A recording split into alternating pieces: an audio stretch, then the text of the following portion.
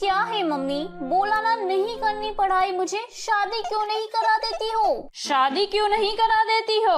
अरे 10 लड़के देख रखे हैं तूने, किसी को हाँ तो करती नहीं है। हाँ, इसलिए नहीं करती हूँ क्योंकि सब के सब कंगाल भिखारी टाइप के होते हैं। माँ, मुझे चाहिए रईस पैसे वाला घर जहाँ लड़के के पास पैसा तो हो ही, मेरे लिए वक्त भी हो। तभी शालू के पापा आ जाते हैं। तो खुश हो जाओ, मिल गया है एक ऐसा ही परिवार। इकलौता लड़का है अपने माँ बाप का, घर में ही दुकान, सारा दिन घर में ही रहता है और कमाता इतना है कि ऐश करेगी ऐश। चलो शुक्र है, लेकर आओ कौन है लड़का, कम से कम शालू की शादी निपटे तो गंगा नहा ले। शालू भी खुश हो जाती है। शाम को दीपक का परिवार शालू को देखने आता है। शालू को दीपक अच्छा लगता है और दीपक को भी शालू पसंद आ जाती है। मुझे शालू से कुछ बात करनी है। अरे हाँ हाँ, हम चले जाते हैं, कर लो अकेले में बात बेटा। अरे नहीं नहीं, जाने की जरूरत नहीं है। मुझे तो सिर्फ ये पूछना था कि शालू का पढ़ाई में कितना मन लगता है, क्योंकि मैं तो घर की जिम्मेदारियों के कारण दुकान पर बैठ गया। वो तो भला है भगवान का कि दुकान चल पड़ी।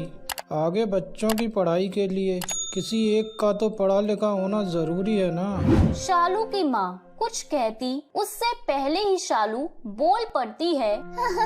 बहुत मन लगता है पढ़ाई में तो मेरा, मैं ग्रेजुएशन कर चुकी हूँ। माँ को मैं कितनी बार कहती हूँ कि आगे की पढ़ाई करा दो, आगे की पढ़ाई करा दो, लेकिन ये लोग कहते हैं ससुराल जाकर पढ़ाई करना। हाँ हाँ, क्यों नहीं, मैं तो चाहूँगा कि तुम आगे पढ़ाई करो।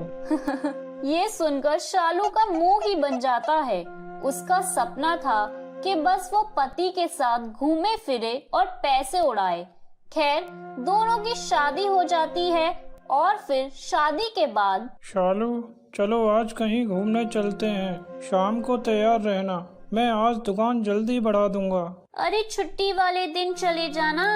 दीपक बेटा, ऐसे बार बार दुकान बंद रखना ठीक नहीं है। अच्छा ठीक है माँ, ऐसा ही करूँगा। छुट्टी वाले दिन लेकर जाऊंगा शालू को घुमाने। शालू का तो सास की बात सुनकर मुंह ही बन जाता है। वो कमरे में जाकर लेट जाती है कि तभी उसकी फ्रेंड का फोन आ जाता है। अरे कैसी कट रही है ससुराल में? सुना है तेरे घर वाले की दुकान है, तो क्या बेचता है वो?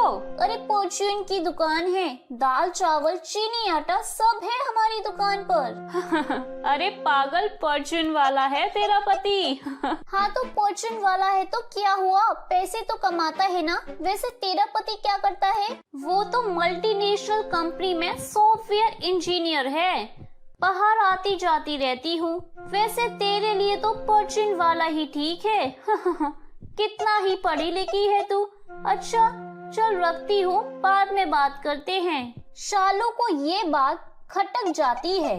वो अपने पति के पास जाती है और कहती है, मैं पढ़ना चाहती हूँ। हाँ, मैं भी यही चाहता हूँ। कल को बच्चे होंगे तो कम से कम तुम उन्हें शिक्षित तो कर पाओ। इतने में सास की आवाज आती है, माँ जी आ रही हैं, वो नहीं मानेंगी। अरे तुम चिंता ना करो, मैं बात कर लेता हूँ माँ से। ओहो, क्या बातें हो रही हैं? क्या बात है? किसे पढ़ाया जा रहा है? माँ, वो शालू को आगे की पढ़ाई करनी है। अरे ना बाबा ना, घर के काम कौन करेगा?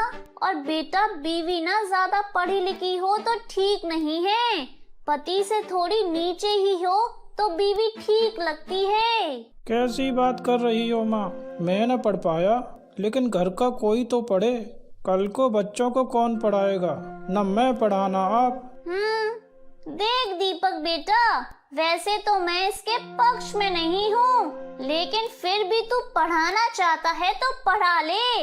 लेकिन एक बात ध्यान रखना, नौकरी तो मैं हरगिज नहीं करने दूंगी। ये क्या बात है? नौकरी नहीं करूंगी, कमाऊंगी नहीं तो पढ़ने का क्या फायदा?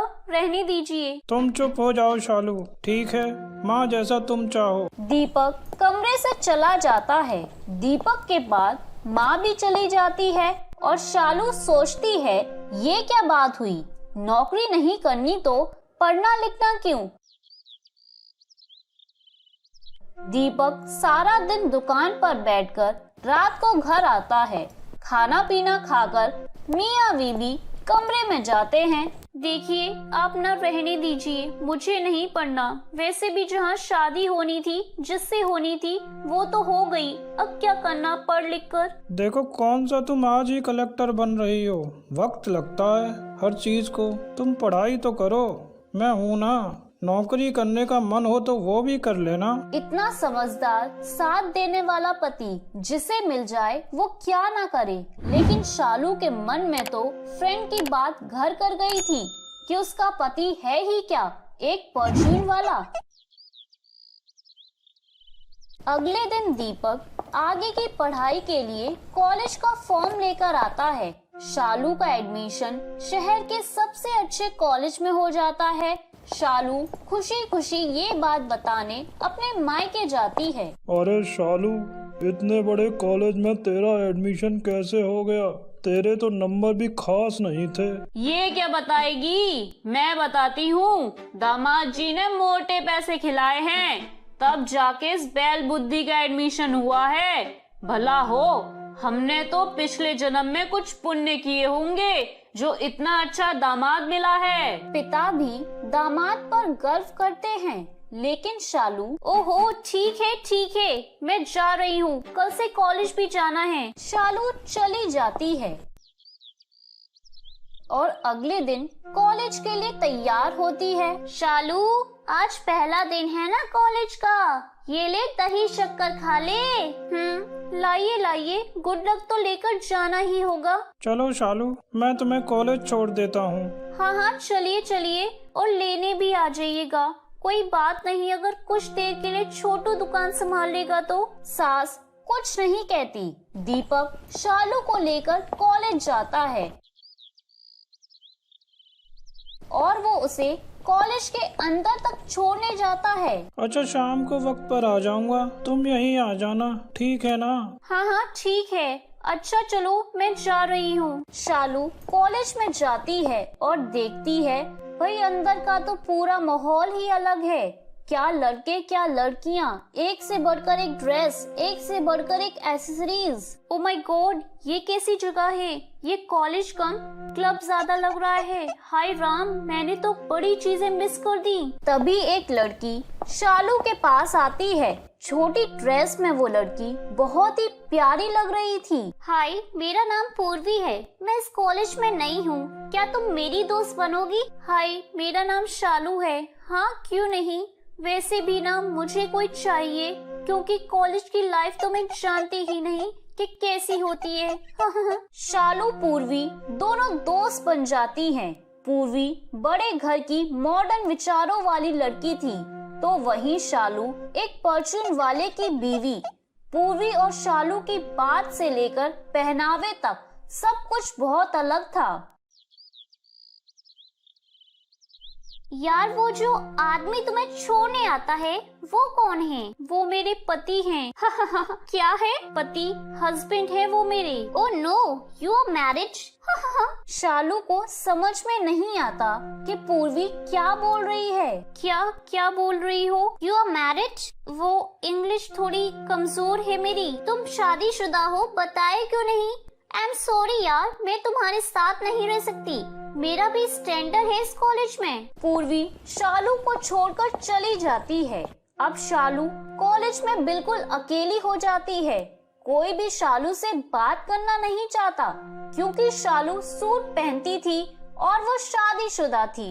शालू को अब कॉलेज जाना अच्छा नहीं लगता था।